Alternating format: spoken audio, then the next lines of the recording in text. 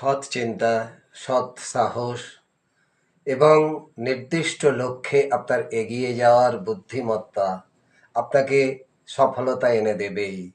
গীতাও সেই কথা বলে। সৎসঙ্গ, সৎ চিন্তা, সৎ ব্যবহার, সৎ কর্তব্য এবং নিষ্ঠা আপনার প্রত্যেক মানুষের প্রতি সদয়তা এবং সৎ ব্যবহার, সৎ বুদ্ধি, পবিত্রতা, আপনার লক্ষ্যে নির্দিষ্ট থাকার যে একাগ্রতা, সেটাই আপনাকে আপনার সফলতার শীর্ষে নিয়ে যাবে। গীতা বারবার এই কথাই আমাদেরকে উপদেশ দিয়েছেন। তো গীতা থেকে আমরা যে শিক্ষা পেয়েছি আপাতত সেইটুকু বললাম।